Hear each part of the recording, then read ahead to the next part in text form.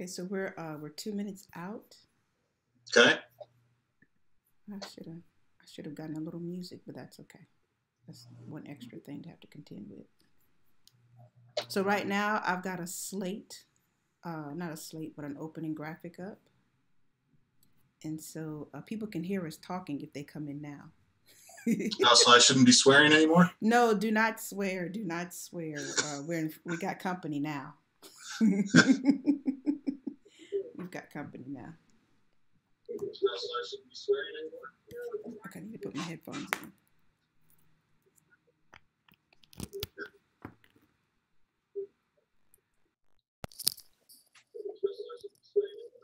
Okay, we're 1 minute out.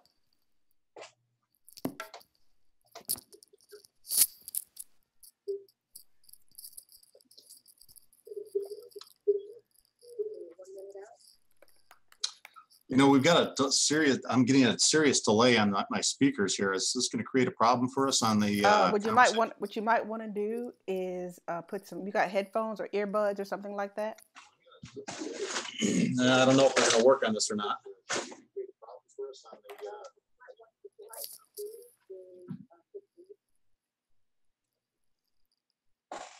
Because that's just sound coming back from your computer into the actual. All right, do I still sound okay here? Yeah, sound fine. Okay. Hello, everyone. Hello, hello, hello, hello, everyone. Hello, everyone. Hello, everyone that has joined us for Why Your Facebook Advertising Sucks and How to Fix It. Thank you for joining us. We're going to wait a couple of minutes, get some more people here.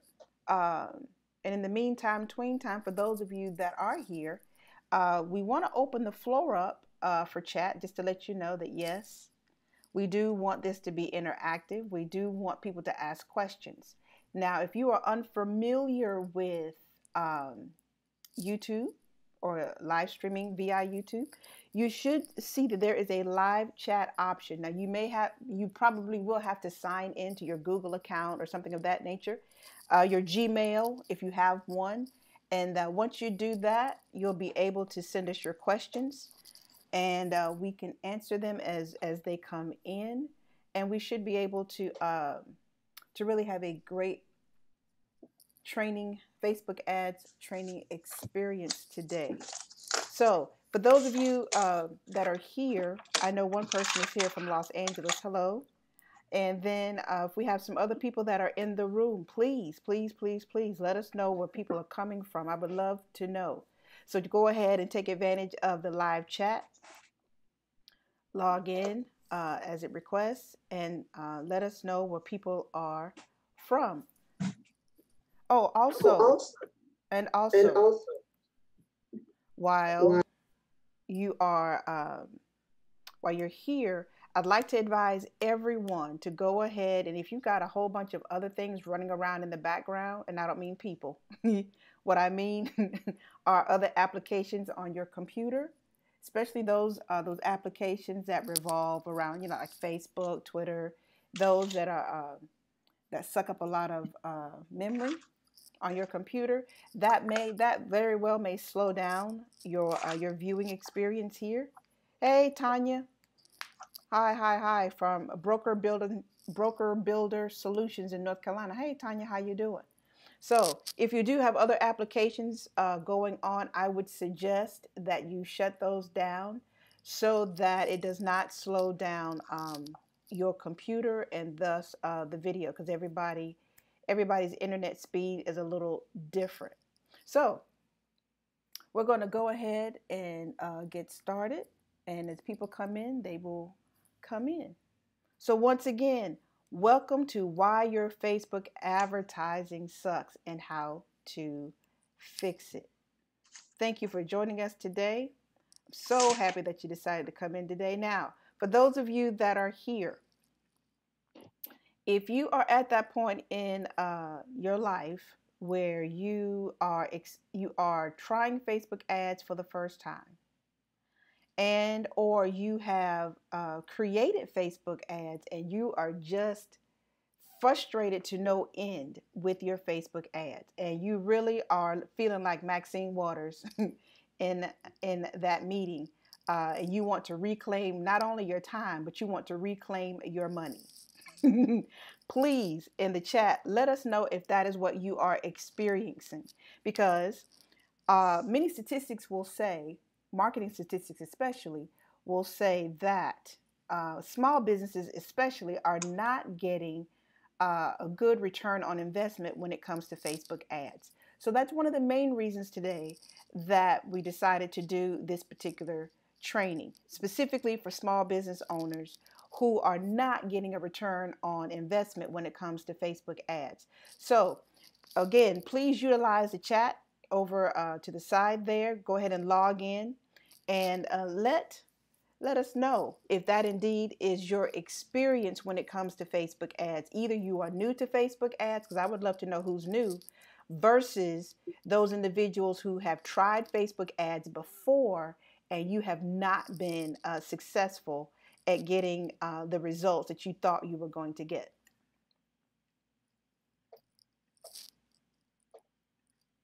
So our agenda for today: why are small businesses failing? Why is small business failing at Facebook ads? Now, that's a broad statement, and I understand that not all small businesses may be failing, but I would dare say there's a great number of small business owners that are feeling some kind of way, as we say, about their Facebook advertising experience, and they are not having the success you hear other people having, and especially if you're on Facebook and you see so many of those ads in your own news feed of people having success with Facebook advertising, and they never really break down truly how that's done. So today we're going to go over some of those things as to why you may be having difficulty not getting the results you want out of your Facebook ads. We're also going to be talking about your offer. What is it that you could be offering, or what that you could be even offering better, that could get you better results with your Facebook ads? We're going to talk about determining objectives today in creating your Facebook ads, because in many instances that too may be something that is messing you up as far as getting the results you want with your Facebook ads. We're going to talk about choosing the right target market, because once again, I suspect everybody has an ideal client in mind, generally speaking. But I think for many of us, and this is true for small business owners and true too for even bigger businesses, sometimes you choose the wrong market to place your ads in front of, and that too can have a negative effect on your return on investment. And most importantly, we got to talk about, how do you correctly measure? How do you really measure when you go into your Facebook ads manager? How do you really do you understand what you're seeing when you go into your Facebook ads manager? Do you understand how to gauge whether you're having success or not? So we're definitely going to talk about that today. Of course, let me go ahead and introduce myself. I am Alice Fuller, Principal Consultant at Sheer Social. Sheer Social is a social media marketing training and consulting business. Now, in all honesty, though, my first career was actually in television. So I'm a television producer. If anybody ever watched House Hunters on HGTV, I helped produce that. And I began a career in social media and digital marketing. And I turned a blogging business into a real kind of digital marketing business. So yes, I too was once a blogger.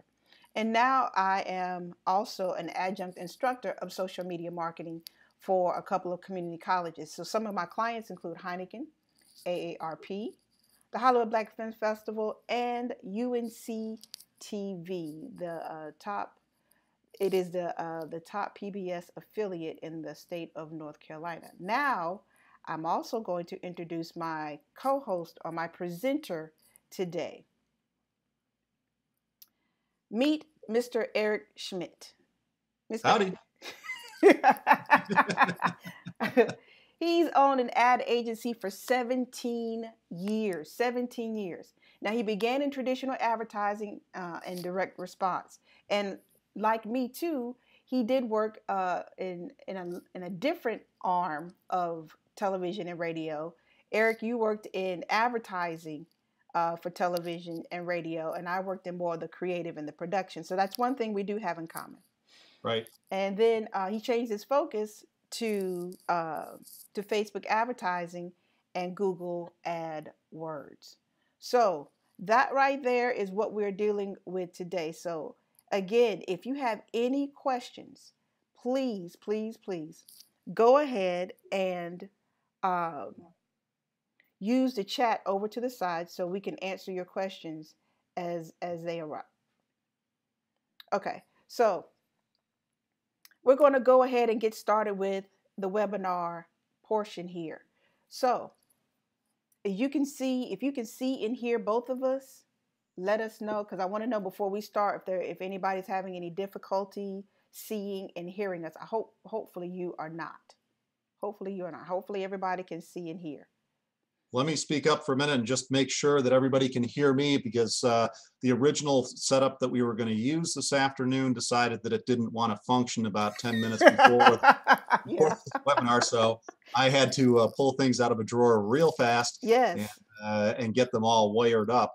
So it seems to be working all right, but if you're having difficulty hearing, or there's a problem, or you're wondering why I'm looking slightly to what would be your left, it's because this was all a very last minute setup, because the laptop that I think I'm going to break when we're done with this decided it didn't want to function right before the webinar. Technology is a wonderful thing when it works, and when it does not work, especially a matter of minutes before you go live, it does create some frustration.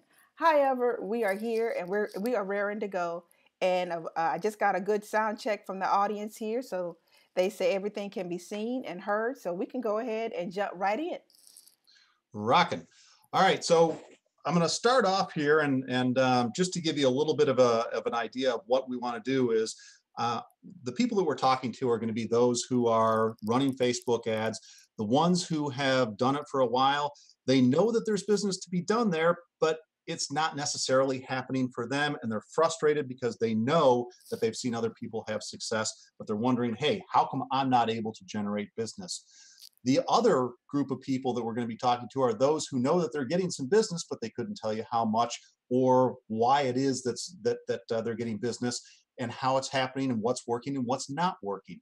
So you're spending money on advertising, but you don't know what's going on. Now, interestingly enough, that's sort of the way it's been for most of the history of advertising. Unless you were doing direct response, you really couldn't tell if something was working or not. You sort of had to guess and speculate. I think it was John Wanamaker who said, I know that 50% of my advertising works. The problem is I just don't know which 50% it is. Exactly. So let's talk a little bit about what you need to do to make AdWords work for, Facebook ads work for your small business. And when I say work, what I mean is getting verifiable return on investment. One of the beautiful things about Facebook, one of the beautiful things about digital advertising is that we have a lot more metrics available to us than we've ever had before. So the first thing is that advertising is really still advertising. At the end of the day, when you put an ad on YouTube, if you put an ad on Facebook, if you use Google AdWords, if you use radio, if you use television, the basic principles of advertising still apply. So these are, Facebook as a platform, it's a medium for you to reach out to where you're hoping that you're going to be able to find people who would have an interest in your product or your service. The reason that social media attracts advertisers is because that's how people communicate today. That's where the eyeballs are. If you want to be seen, you've got to go where people are. So is Facebook better than other online options? Well, it really depends on what you're selling, but one of the huge advantages that Facebook has is its ability to target specific audiences based on behavior, preferences, things of that nature. You've got about 75% of the adults in the US are on Facebook, and it makes it an option for just about any business. I know there's probably some people going, well, what about somebody over the age of 55 or 60? Guess what? I saw a stat yesterday, and I believe it's up over 65% of people over the age of 60 are now on Facebook. So everybody is there, and it's, and in a lot of instances, I've got an aunt and uncle who are in their late 70s. They're not on Facebook because they're excited about it. They're on Facebook because their grandchildren are, and that's how they're able to communicate and stay up with them. All right, so I know a lot of local and small businesses have tried Facebook advertising. They've failed, and what I hear is, I tried it, but I didn't get any business. It's not really a surprise, because if you don't take the time to learn and understand the platform you're using to communicate, it's not going to end up working for you and doing what you want. And here's the other thing: there's an awful lot of people in this world who haven't quite figured out how to use it, but are presenting themselves as experts. So what that means is you have all these people out there who are telling you, I can do Facebook advertising for you. And what they really mean is they can put up a social post and hope that you get some likes on it. That is not advertising. There is a social component to Facebook which you can use very effectively, but that is not what we're going to be talking about here. Can I jump in there for just one little bit? Go ahead. Because there's so many Facebook ads, and you've seen them, I've seen them, and you've got so many marketers using the very tools we're talking about today. So it can be very challenging and very difficult for somebody who's new, or somebody who maybe has, put their toe in the water as far as Facebook ads, to even determine if that individual is worthy of spending that time in a webinar, and or spending money as far as taking that class. How do you know? I mean, you've been in the business 17 years. How would you know if technically what they say is really what's going to happen? I mean, because you see the fly by night, you can get $60,000 in 2 days, or I can build your fan page followers for overnight to 50,000. So you've got a whole bunch of boasting going on Facebook through Facebook ads, and I suspect a lot of people probably have been hoodwinked. Yeah, and that's one of the reasons there's probably a fair amount of skepticism. It's one of the things I encounter on a regular basis when talking to prospective clients. That skepticism of, yeah, I've had people do advertising for me before on Facebook. It didn't do anything. I couldn't see any results. I didn't feel it. And that's probably exactly what happened.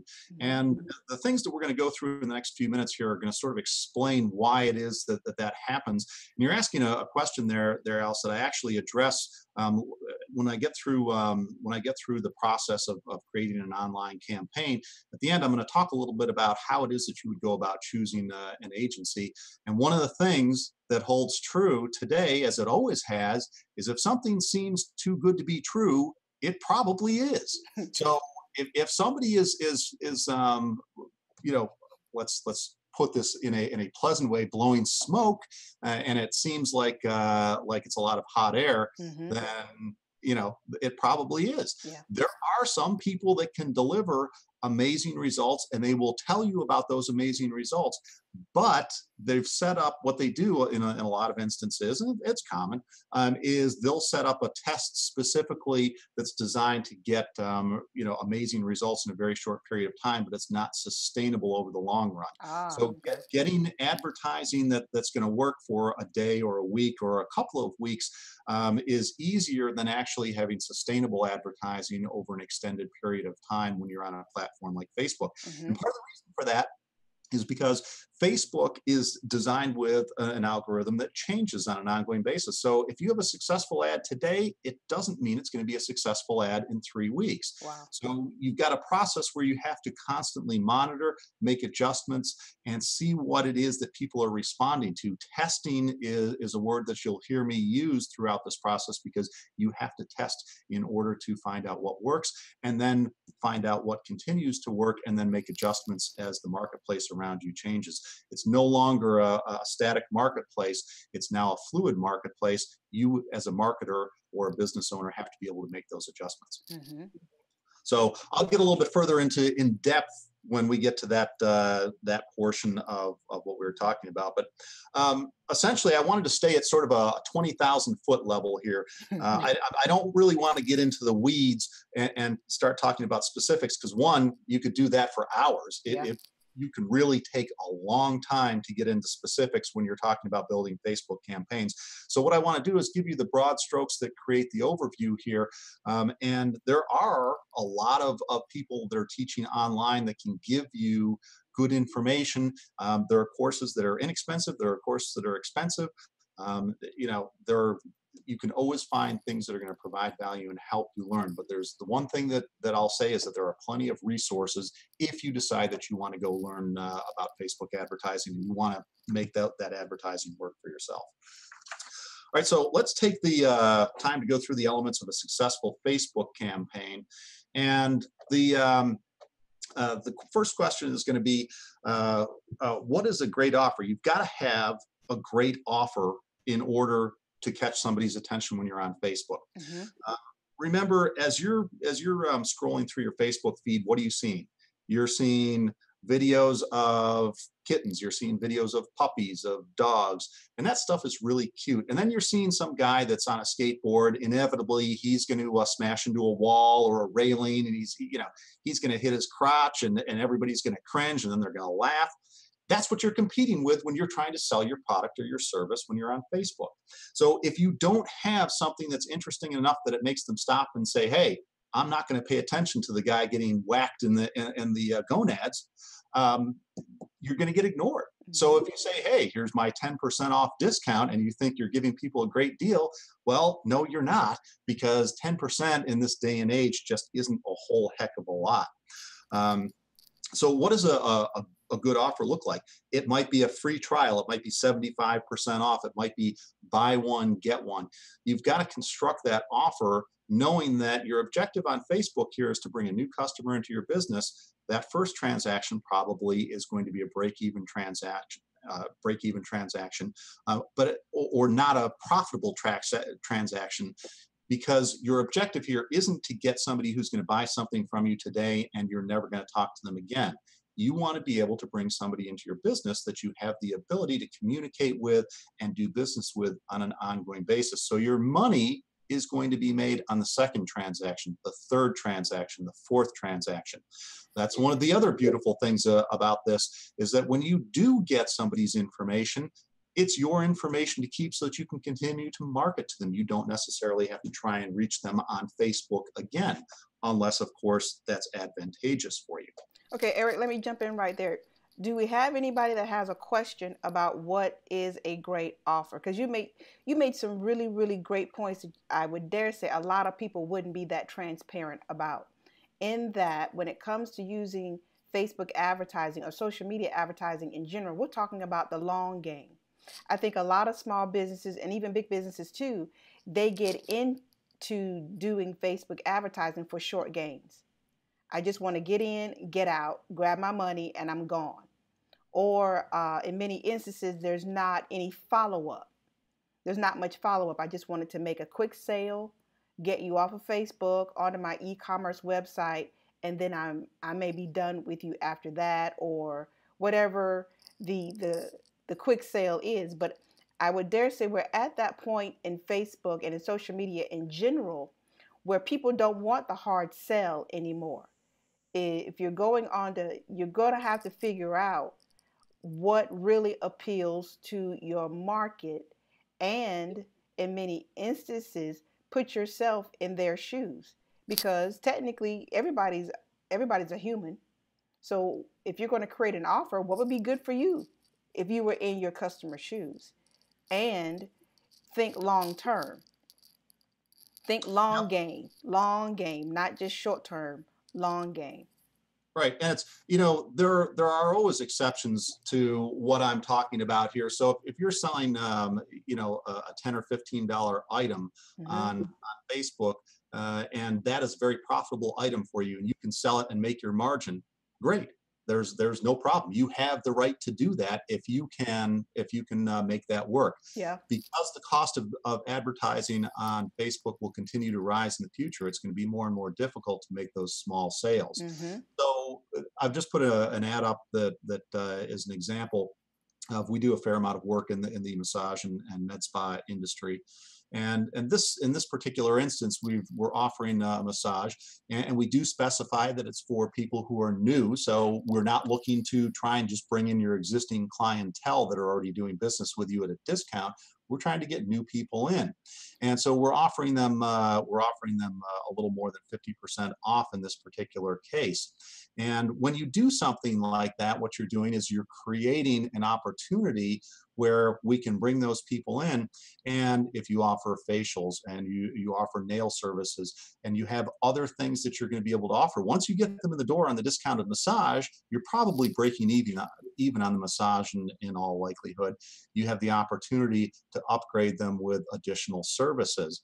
You can even, if you have a funnel set up, you can offer those additional services after they've said, "Hey, I'll take advantage of this," and they've given you their contact information. You can go ahead and give them a thank you page and say, "Hey, if you would like, and you call us in the next 15 minutes, we'll go ahead and give you, let's say, a facial for 40% off," or something of that nature. But it would be another incentive that allows them to take advantage of the situation and increase the size of that sale so that it goes from being a break even to a profitable sale for you. Could you read that ad or could you zoom into it a little bit? Is that possible? So, how's that? Well, it says right up top that you Oh, can, yeah, there you go. that's not it. No, that's not it. Zoom. Yeah, zoom up top. There we go. Is that better? Zoom in a little bit. There you go. Okay. That's it. Okay.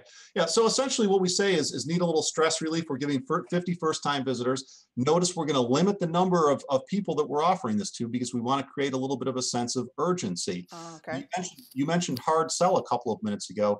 Is this a hard sell? Maybe a little bit, but Mm-hmm. it's also pretty straightforward. We're not being dishonest. We're not trying to fool anybody here. So 50 first-time visitors, 1 hour massage, $39, you're going to save $46. And then we're going to tell them, if you're looking to give your body and mind a break from the stress of everyday life, click below to take advantage of the amazing offer. And then the session is valid only for new customers. So we've been pretty straightforward about what we're doing there. We're not trying to fool anybody. And it is, when you're scrolling through, is that a nice looking picture that's going to stop and get people's attention? Yes, but it's the offer that's going to make the difference. That's going to make them say, "Ooh, I'd like to have a massage." I think Now, I think right there when you start talking about the image and the messaging go together.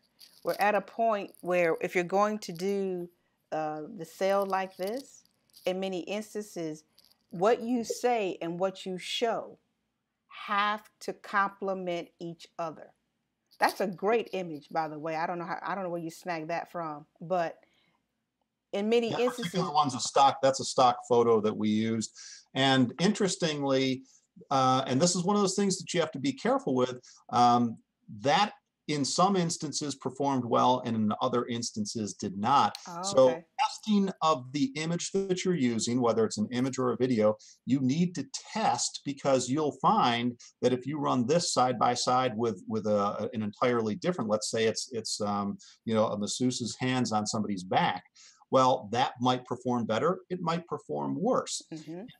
By the way, if you're a small business owner and you're in Colorado, well, this ad might work very well. This very same ad with the exact same offer doesn't necessarily produce the same results in California or New York. Hmm. So that's part of what makes Facebook both interesting and challenging, is that you can discover something that works, but you're going to discover it doesn't work everywhere or all the time. So as long as you find something that works, use it for as long as it works, but be prepared to know that you're going to have to test other options as well. Yeah. And what I mean by a hard sell, because if you're doing advertising, obviously you're selling something. But at this point, if you're going to do something like this make sure it's something of value, real value to the customer. I think we're getting at a point where with so many ads being in the news feed, people are becoming desensitized to ads in many instances. So, but if you've got something that you know has great imagery, which is think I would dare say it's the image that catches the attention first, especially in this particular instance. And then you've got your messaging is on point and it really connects with your target market. That's what makes this a really, really great ad as opposed to we're just doing massages for $39 and you call it you call it a day. I don't think Yeah. that would not be a good ad at all. Nope, I would tend to agree. So just to take a quick sidestep here on the issue of the still image versus video, you'll Mm-hmm. see a lot of ads for video these days. Yeah. And should you do video? Should you use video? The answer is it depends. And it depends on, and this comes back to testing again. Um, in this case, if you have a video of somebody getting a massage, that video might get somebody to stop as they're scrolling through their feed. Mm-hmm. Part of the way that Facebook determines the value of your ad and how much you're going to have to bid in order to get it into somebody's news feed is going to be by how much time people spend looking at it. So they're going to spend less time looking at an image, still image, than they are a video. Mm-hmm. Now, does that mean that the video is going to perform better? Well, I can get higher levels of engagement on the video, but that doesn't mean that necessarily I'm going to get better sales. So we come back to the part where you test. Now, how do you determine if you're going to be getting a better end result with that still image or the video? Well, see that button down in the right-hand corner that says sign up? One of the things that you've got to do when you decide that you're going to advertise on Facebook is you have to determine what your objective is. What do you want your campaign to accomplish? And the most common question or answer that I get when I'm talking to a business owner is sell more product. Well, thank you very much, Sherlock. Well, we already know that. What is it that needs to happen right here? What action do you want people to take when they see your ad? That's going to be the key. Do you want them to call you? Do you want them to sign up for your email list? Do you want them to download a coupon? In this case, we're telling them to sign up to get their offer. And when they click on that button right there, Zoom out a little bit, Eric. Zoom out of your ad so people can actually see the bottom of it. Okay, that better? Zoom out. There you go. Okay. All right. So you see that sign up. When people are clicking on that button, and you can have a download button there, there's a number of different buttons that Facebook will allow you to potentially use on an ad. But you have to determine what your objective is when you set up the ad and you're making that offer.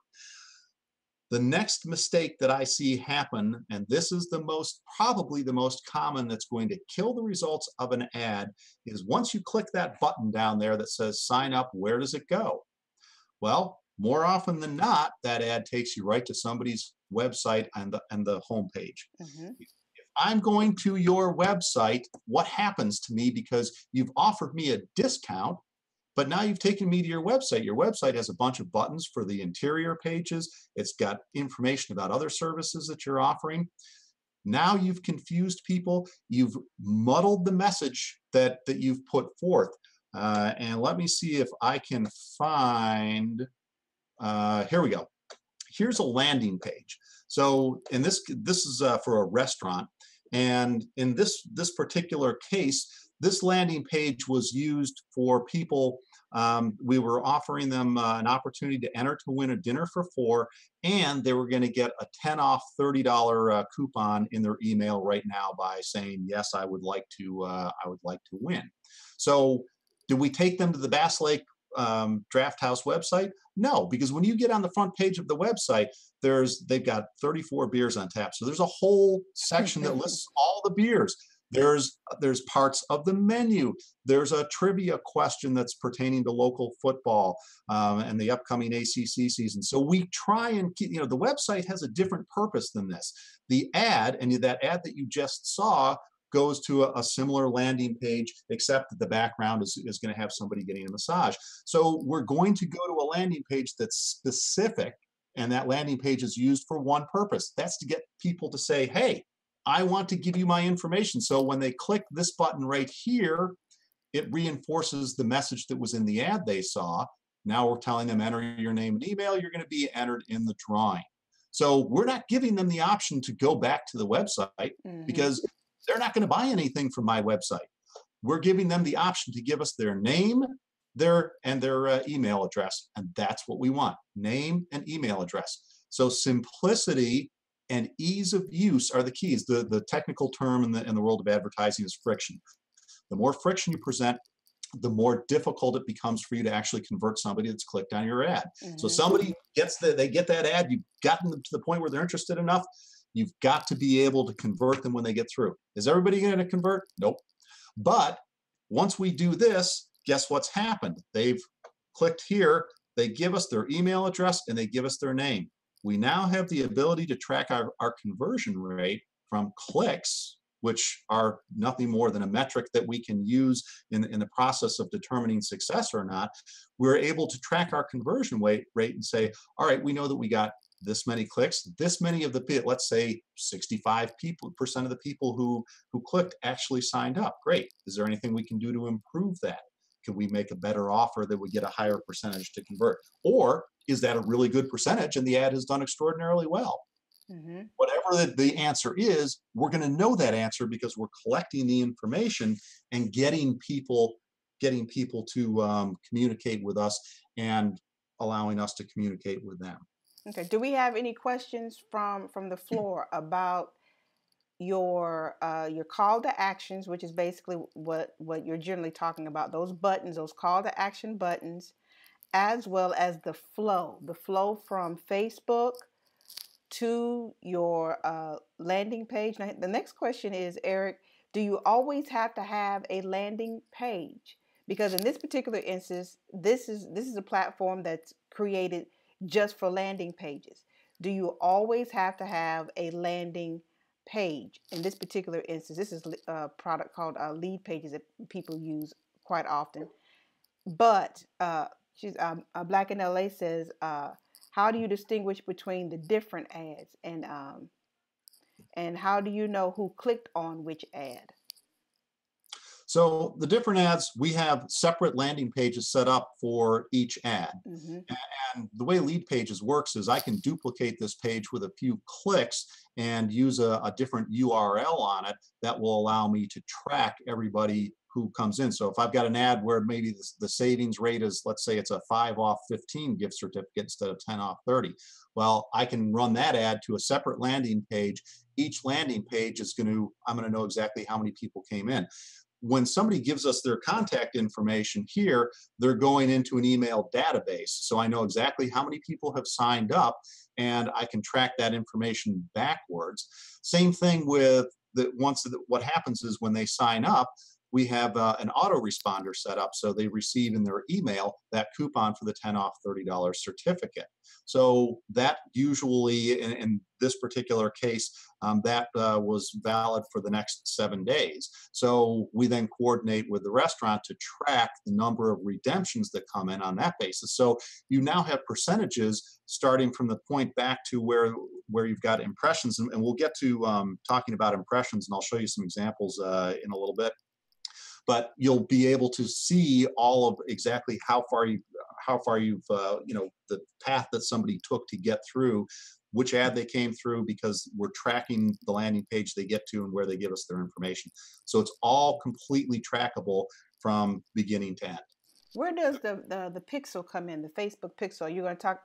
Can you address that, or are you going to address that in a later slide at all? Because I'm not going to spend a lot of time on the Facebook pixel because just go broadly. Just that's a tactic. That's a tactic that you're going to be using. For instance, on this particular page, the Facebook pixel is installed on it. Yeah. So what happens is there's a bunch of people that are going to come to this page. They click on the ad. They're going to come to the page. They're not going to give us their contact information. So we'll run an ad specifically to the people who came here but didn't sign up. We'll run an ad to them that says, hey, we saw that you were interested but didn't sign up. Your last chance to sign up is today because the certificate, the drawing for the dinner for 4 is going to be in 3 days or whatever it is. Yep. But so yes, I'm not going to get into that just because it's the pixel has an awful lot of potential uses. Another way to use that is you might put the pixel on the thank you page to track conversions, and then you've got a conversion metric within Facebook itself that tells you the number of people that actually made it all the way through the process and signed up to get to the landing page, to get to the thank you page. Okay. Feel free, if we have any other questions, feel free to use the live chat, and we'll get it answered for you. So, okay. What's the next? All right, so now we're going to move on to you've seen what it looks like as you're showing somebody an ad and the process that we're going to use to capture that information and track it. So how is it that we're going to make sure that we're showing the ad to the right person? Mm-hmm. Well, that's going to be, you've got your basic stuff, your gender, how old are they, things like that, the basic stuff. Facebook gives us the ability to really go after them at a much more in-depth level and put us in a position where we can search out and show ads to people that have much more specialized interests. So I'm going to go back to that ad that you saw of the person getting a massage a couple of minutes ago, and I'm just going to give you a little piece of information based on our experience, and that is that the vast majority of people who get massages are women. So the first thing I'm going to do is I'm going to target women. We also know that they're probably going to be between the ages of about 35 and 55 or 60. Now, that's the sweet spot. We still get results using other age groups, and it works quite well. Now, here's where we start to have a little bit of fun.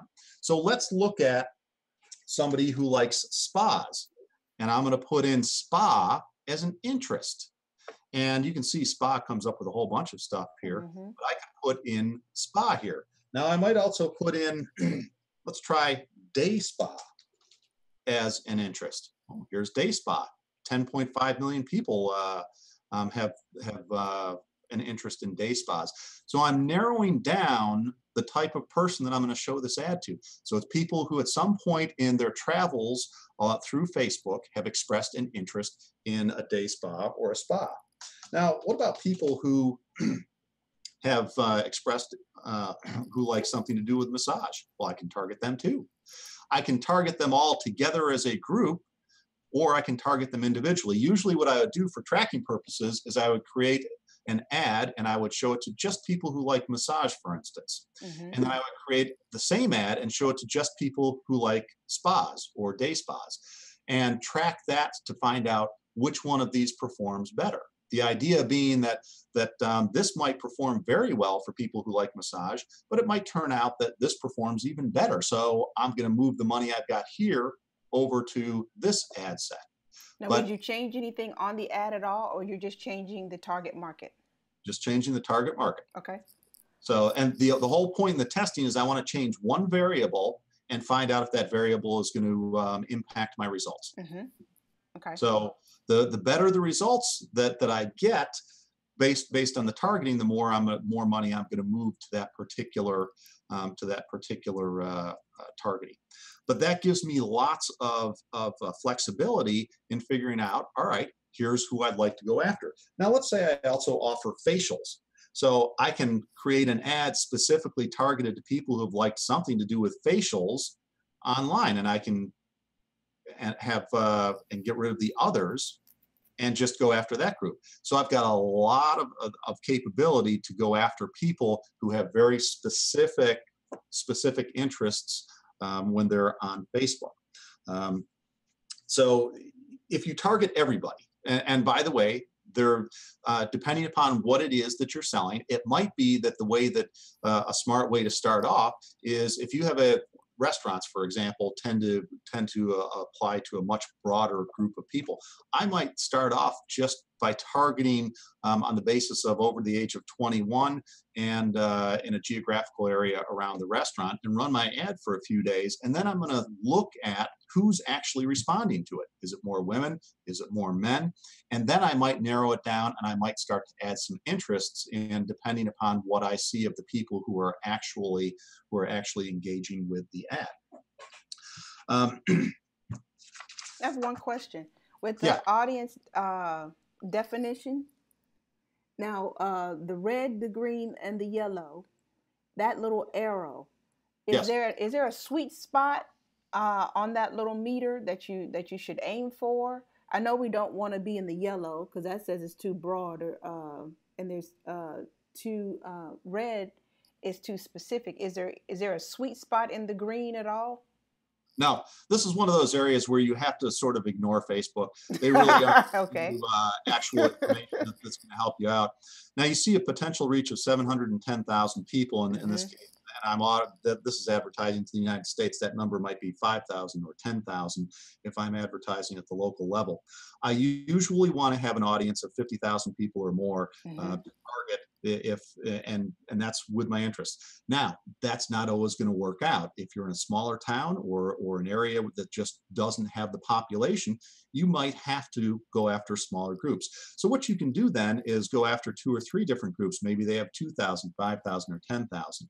What's going to happen is that group's going to burn out faster than a large group would. So instead of you being able to run that ad for maybe 3 weeks or 4 weeks and get decent results off of it, you might only be able to run it for a week or 2 weeks when you're going to a very targeted audience.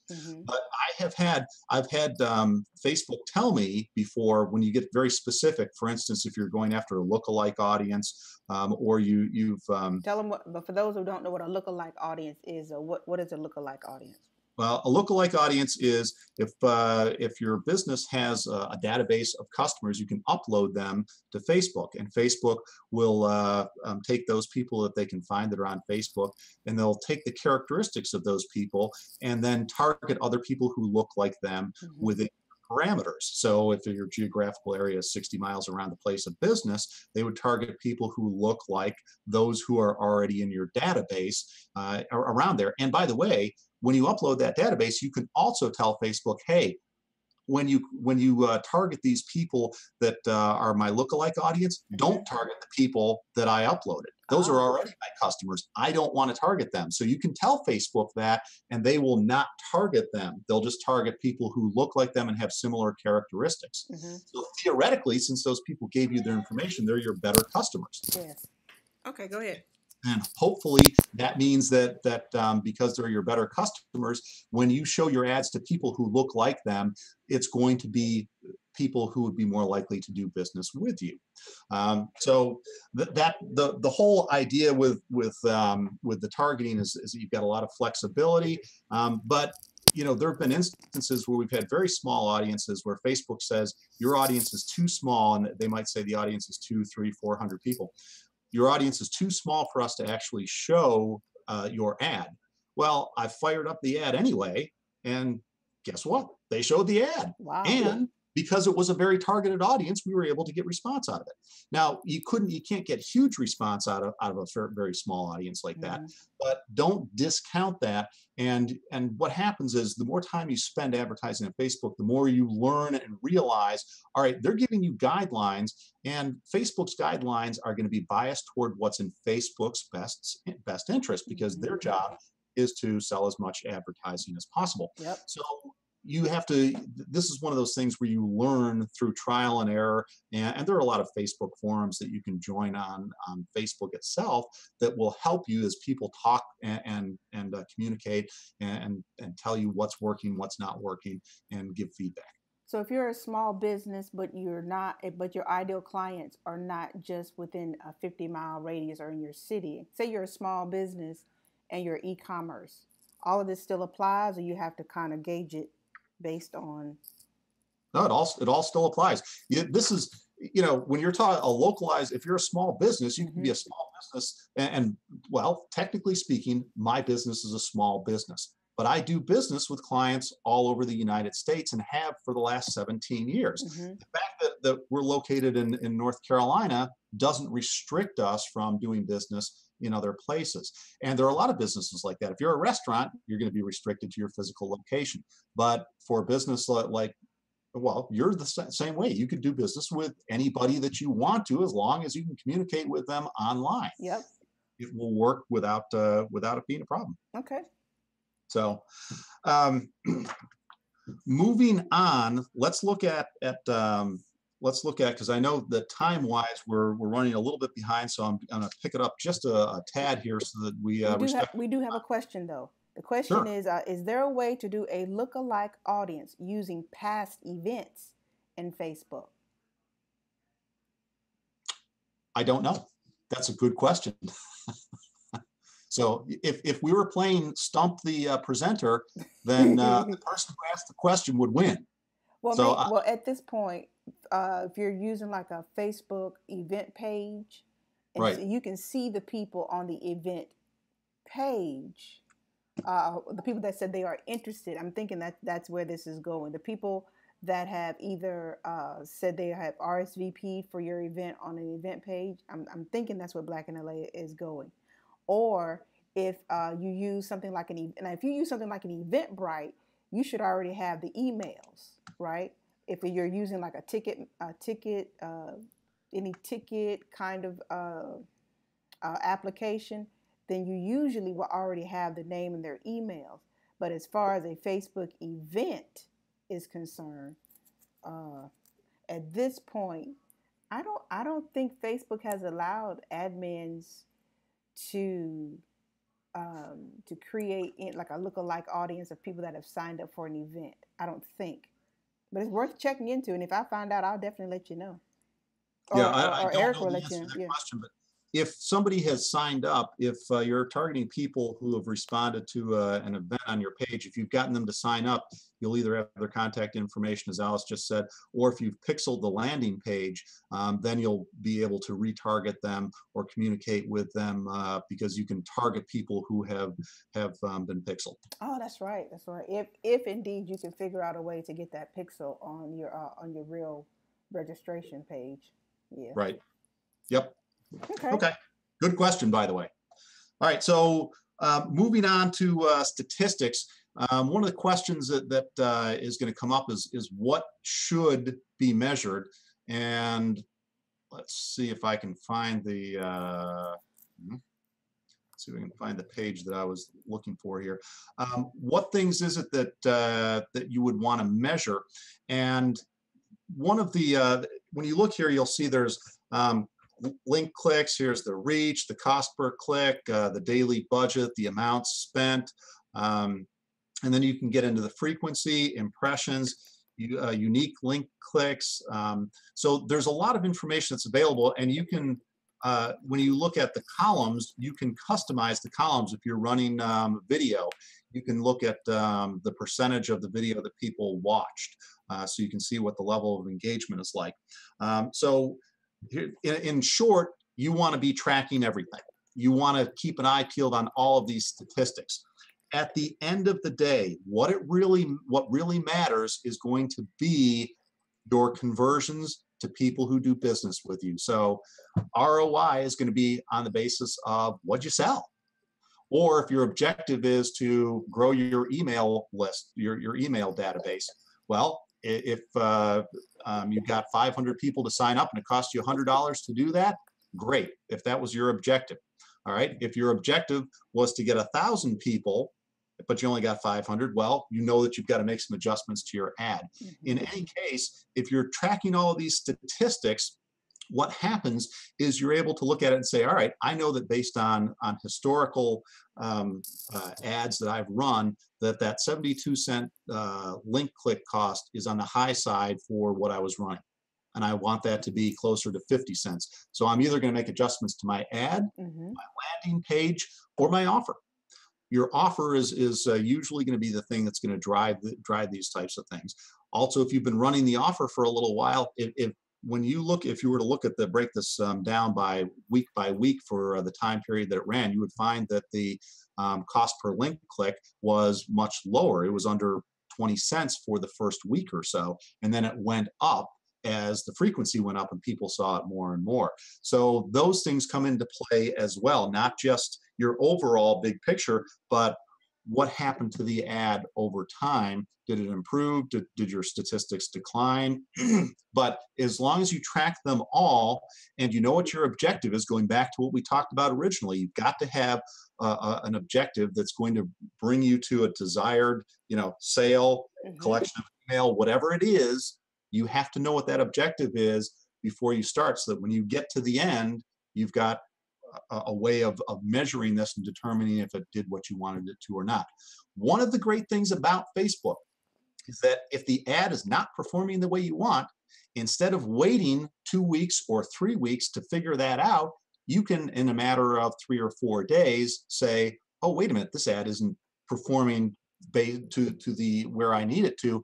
I can stop it, analyze the data that I've got so far, and figure out, all right, I can potentially make a change here or here and have a shot at improving that ad. You've usually got to let it run for at least 24 to 48 hours so that the algorithm has time to optimize and find the better customers based on your targeting. But if you know what your objective is going in, you'll be able to know if you were successful or not when you're finished, and as you go through the process of monitoring it during the campaign itself. Okay, we got another question. Okay. Do you find there is a difference if you direct people to a Facebook page, like an event page, I'm assuming, or a fan page, or sending them to an offsite like Eventbrite or whatever, ticket something or the other? Does Facebook favor you if you keep them on Facebook longer at all? Yes. Oh, okay. Yes, but there's a price. You pay a price for that. And if you're using lead ads, which is Facebook's tool for keeping you on Facebook, you click the button and it automatically brings up the form with whoever is responding to your ad. They will go ahead and just click it to say, hey, yes, I'd like to take advantage of this offer. And then you have that information available to you to download, or you can set it up to go right into your email program. What happens is, because it's so easy to click, people will just say, oh, I'll respond to that, because there's no money. You're not giving any money up right now. So you tend to get more leads at a lower cost. The quality of the leads tends to be a little bit less than you might get for somebody who is actually, go back to that massage. If you could just click a button and say, yeah, I'm interested in that massage, versus, okay, you're going to have to put in your name, email, and phone number in order to get that massage offer. Well, somebody who does that is far more likely to be serious about it because they've taken the time to type it out. Mm-hmm. So your quality of lead tends to be less than what you're going to get when you stay on Facebook. So the question is that lead page that you're talking about a part of Facebook? So you're not taking anyone off of Facebook to capture that email, which is called we call it a lead ad. Is that what you call it? Yes. So you're keeping them right on Facebook. So to break that down, basically, the longer you can figure out a way to keep people on Facebook, the better. That's basically what you're saying. Once you create your ads, if you can figure out a way to keep people on Facebook longer and still generate that email, then that's great. But if you're trying to say promote an event, that doesn't really help you, because you're trying to get people off of Facebook onto, where they can register. Unless, well, here's another question too. So when it comes down to, you got some event and ticket things that can be integrated into Facebook.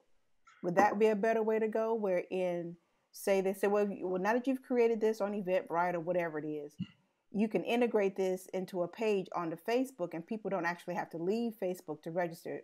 Would that be better? I don't have experience with that, so I can't give you a good answer. Facebook does reward you for staying on Facebook. Mm-hmm. However, in my experience, the cost of staying on of having people stay on Facebook is reduced quality of lead for the advertiser. Okay. So if you get more leads, but they're of lower quality, mm-hmm. At the end of the day, is it any different than paying a little bit more to get higher quality leads when you're taking them off Facebook? Once again, and this is the fourth or fifth time I think I've mentioned this, testing is the way you're going to figure that out. Okay. So you test running the lead ads, and you mm-hmm. find out if the lead ad is going to provide you with a better lead.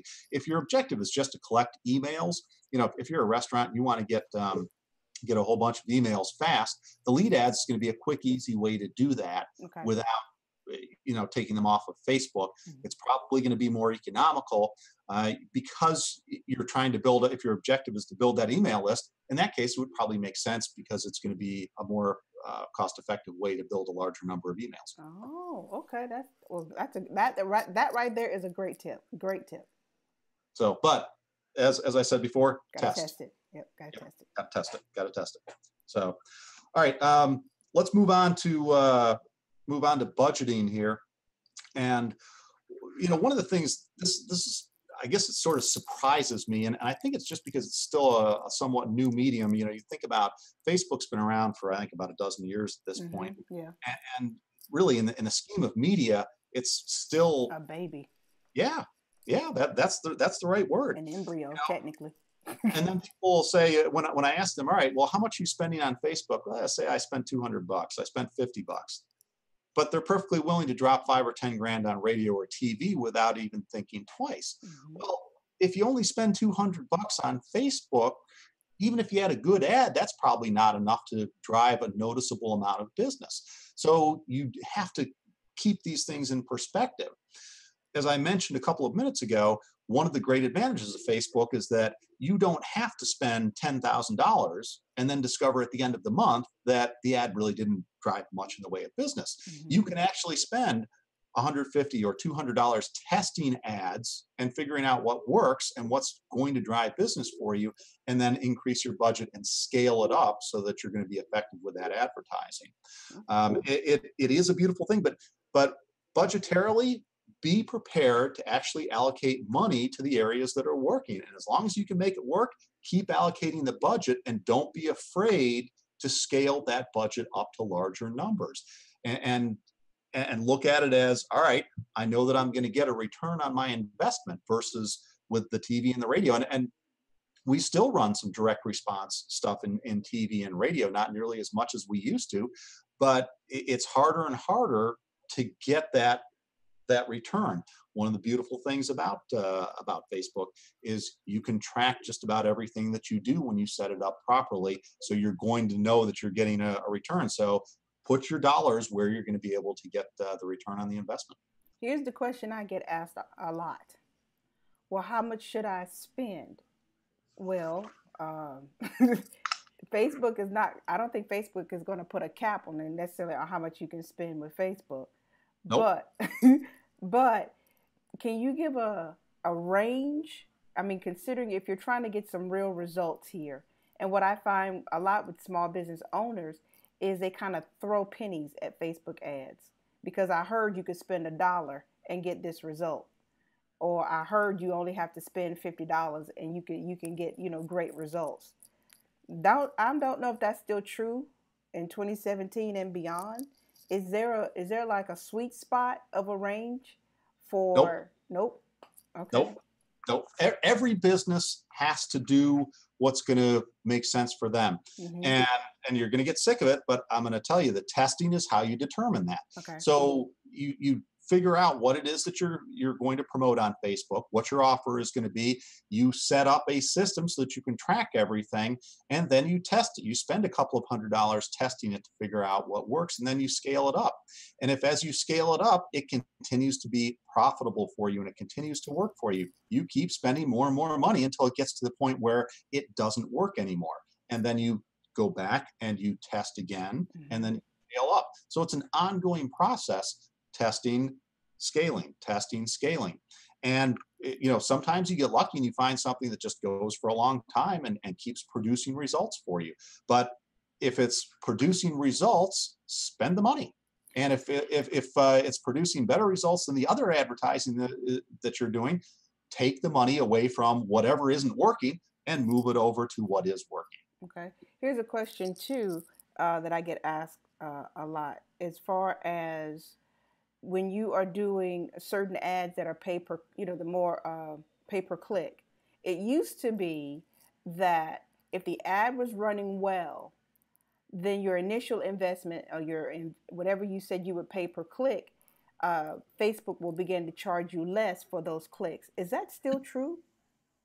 Well, the way the algorithm is set up is Facebook is going to reward you there's a whole bunch of factors that come into play. But if your ad gets high levels of engagement, Facebook will generally charge less because it's something that's considered desirable. Facebook's objective is to keep people on Facebook for as long as possible.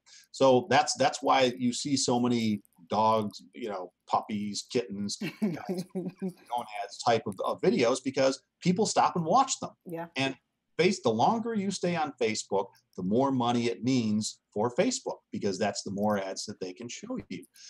So you want to, if you've got an ad that people engage with, if it's a video ad and it's 45 seconds long and people are watching the whole 45 seconds, Facebook is going to show it to more people for less money, because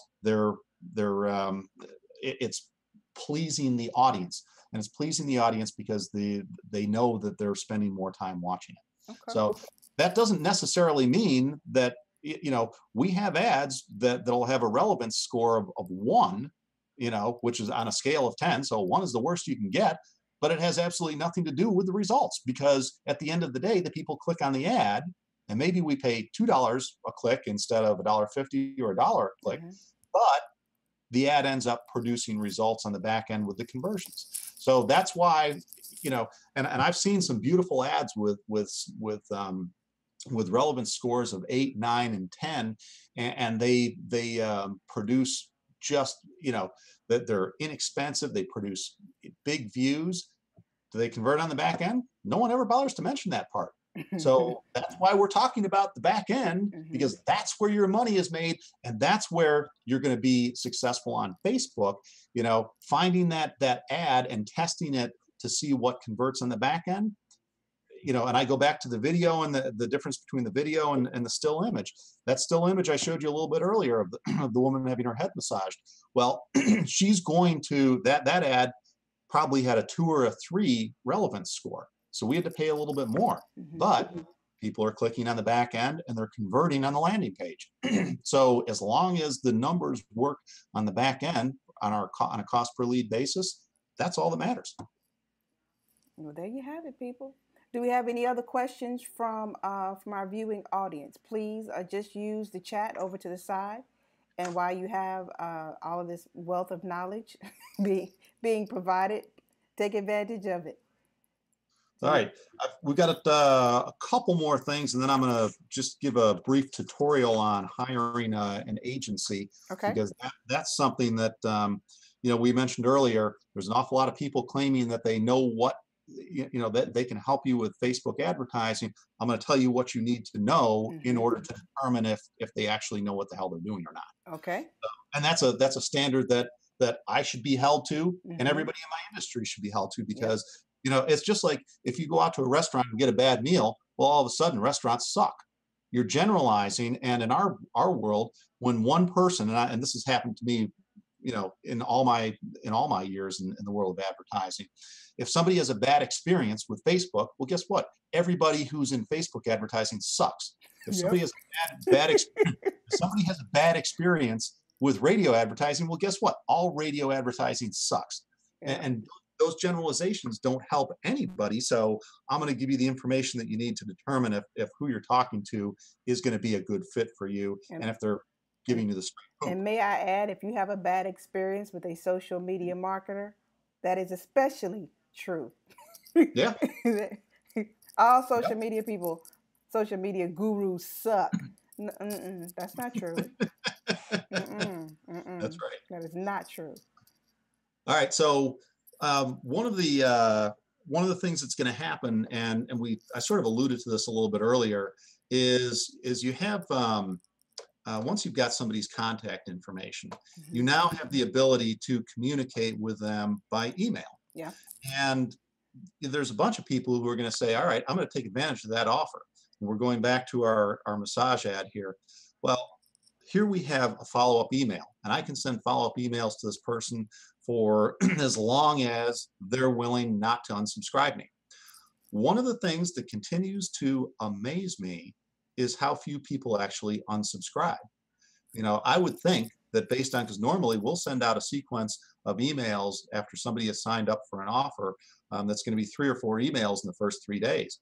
That sounds like an awful lot. Most people will tell you that that's not a best practice.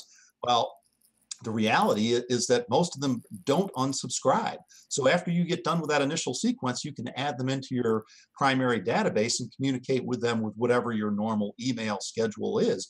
Or you can continue to try and get them to come in on the initial offer. But this is where the back end is, because now you have the opportunity to reinforce your initial offer and you can make additional offers. So now if you want to add that facial on, here's where you can do it. On that second day, you can send them out an offer for a facial that's going to get them to respond to the initial offer and add a facial onto it. Mm-hmm. So don't underestimate the follow-up. And there's one of the classes that I attended for Facebook training. The guy liked to say the fortune is in the follow-up, and to a large degree, he makes a very good point there. The fortune is in the follow-up. So, so let's move on to the hiring and agency part here. And for everybody who's here, thank you all for your patience, because we were going to try and get this done in an hour. We still got a little bit of question and answer, but I'll be pretty quick with what you need to know in hiring an agency. And that's, first, let me say, you can learn how to do this yourself. Anybody who has the desire to and is willing to spend the time, business owner, somebody, if you work for a business, if you're in this industry, you can do this. It does take time and it takes commitment. You have to be willing to stick with it, because it's frustrating at times. Sometimes you have ads that don't work and you're like, what the hell did I do wrong? I did everything I was supposed to, and it still didn't work. Sometimes that happens. But if you stick with it, you can learn it and you can be successful with Facebook advertising. If that's not you, if you decide, all right, I'm going to hire somebody else to do it, here are the things that you need to know in order to find the right people. First of all, if somebody is offering you a fee that seems really inexpensive, guess what? Run away. And when I say run away, I mean run away. Run, Forrest, run. Yep. Because if the fee is really inexpensive, here's what they're going to be doing. They are going to set up your ad and they're not going to pay any attention to it. Or they're going to automate it. And in either case, even with automation, and you hear automation is the big thing. Well, guess what? You still have to have eyeballs on automation because it's set up by people. And that means that whatever input those people make, if the input is wrong and you're not paying attention, that ad can be running completely incorrectly. The algorithm tells you this, says, hey, it's doing great. We're getting all these clicks, we're getting this, we're getting that. But if you look at the underlying data, it's not. So if the fee is less than everybody else, something is wrong. If you think about it, if you're in business and you own a small business, I do, Alice does.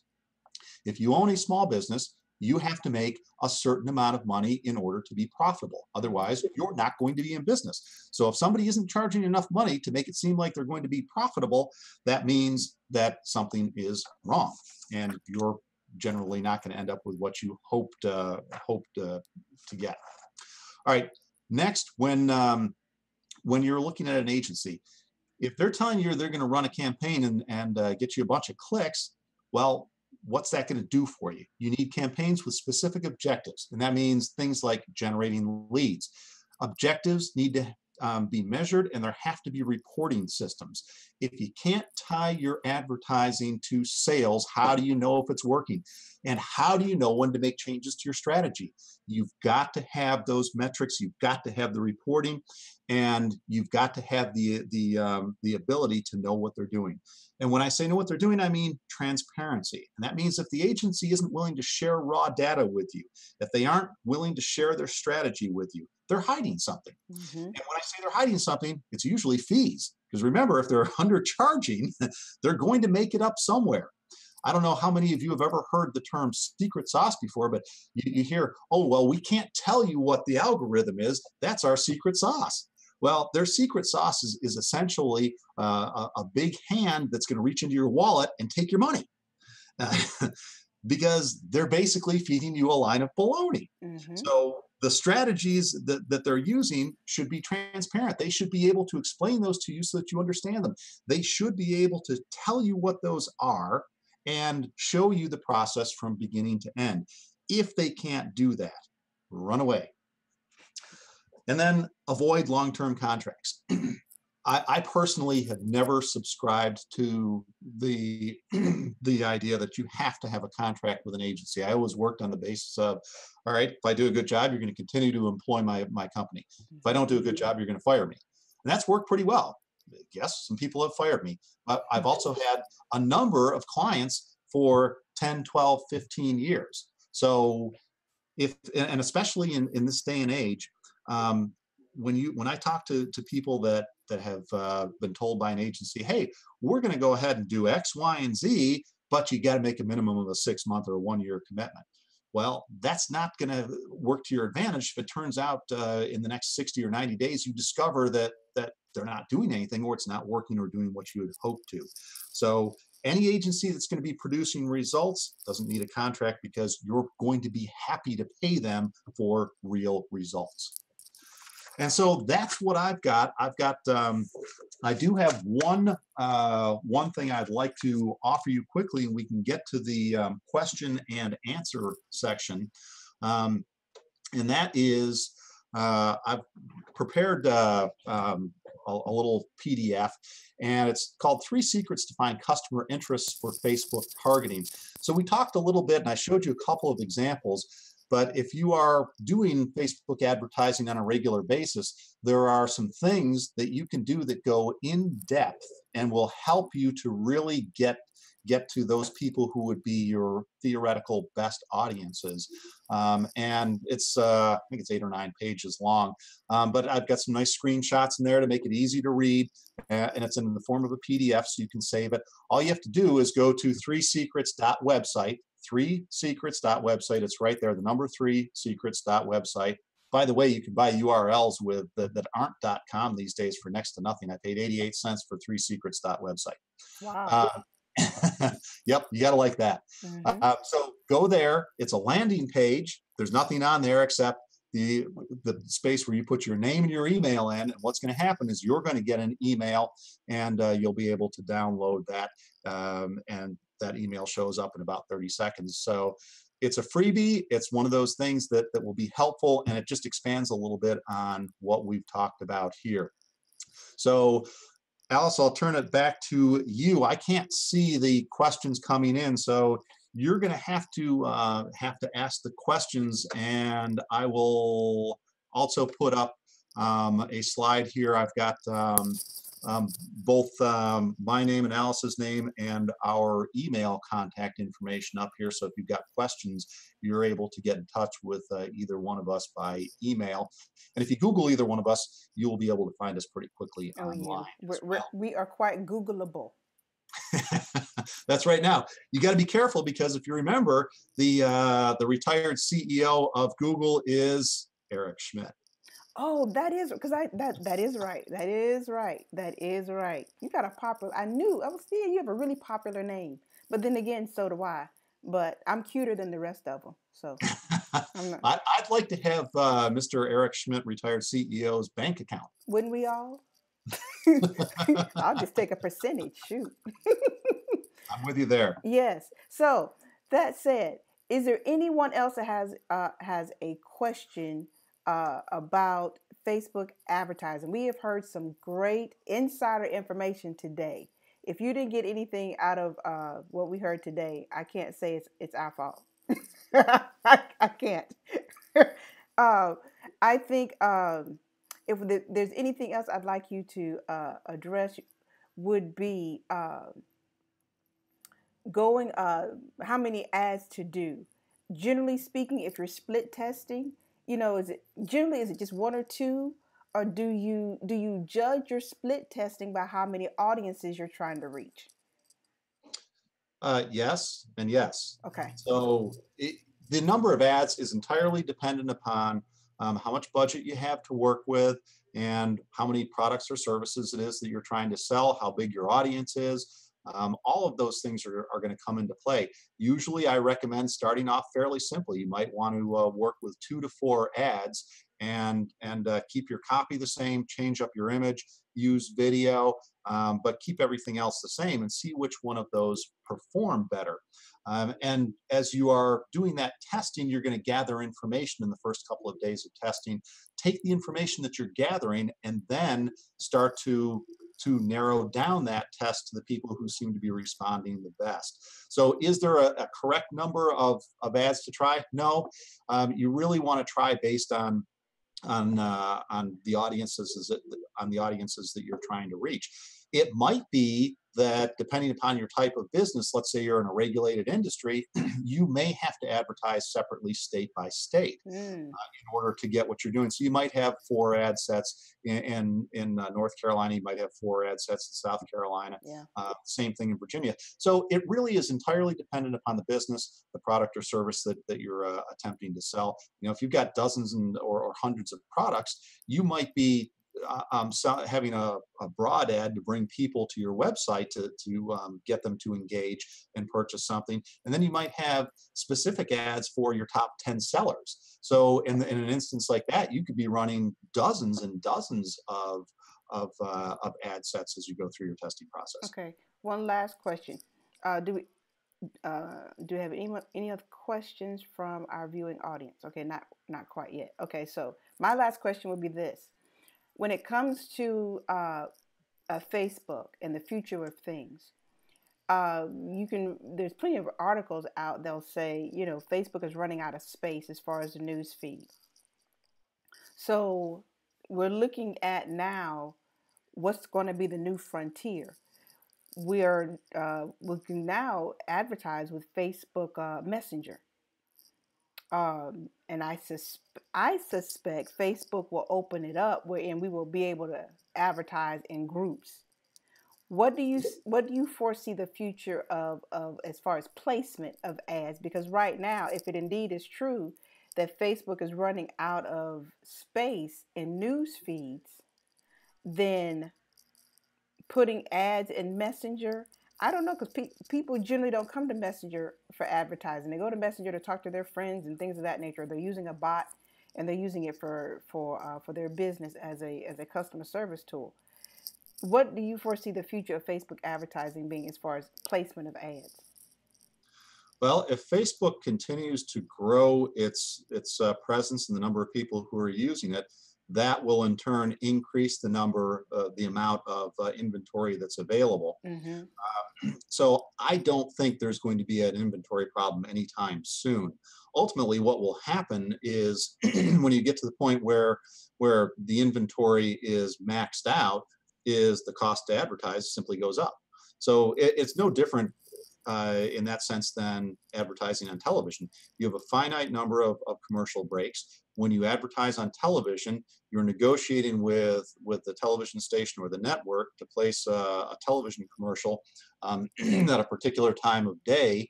And if somebody says, I'll give you $1,000 for that spot, and somebody else says, I'll give you $2,000, the person that gives you $2,000 gets to run their ad there.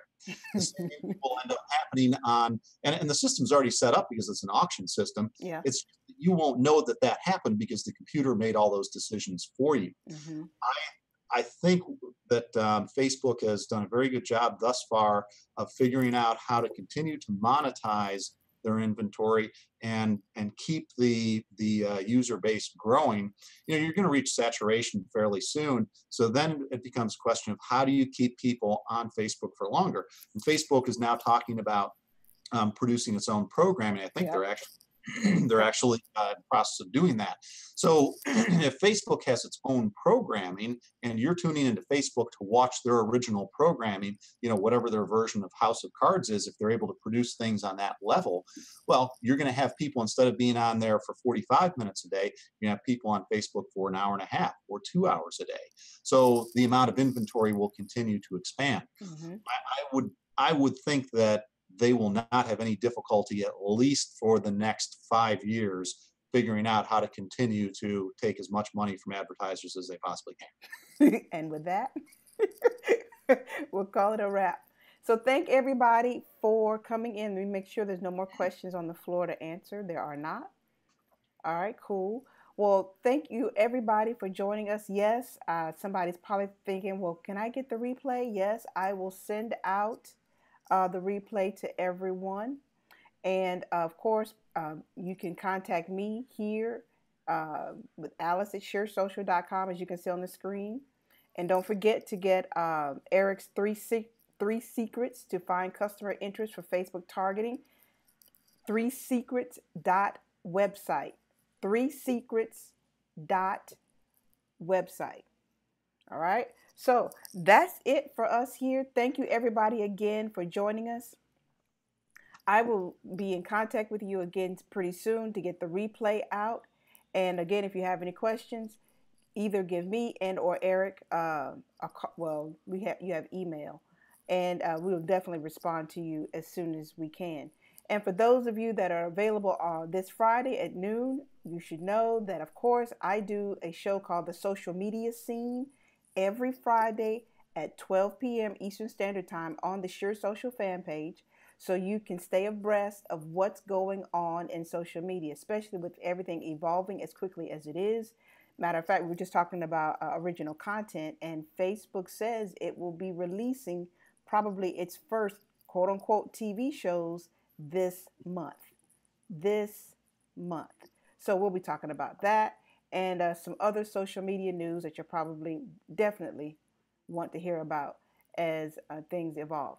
So thank you everybody for joining us today, and we're going to call it a wrap. Any final words from you, Eric, before I hit end stream?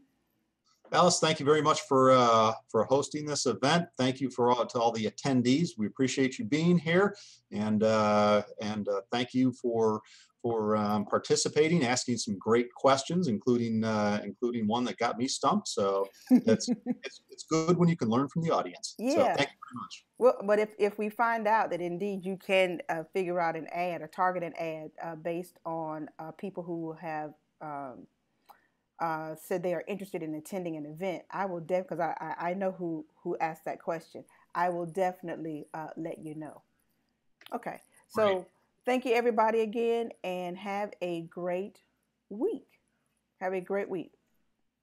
Bye now. Bye bye.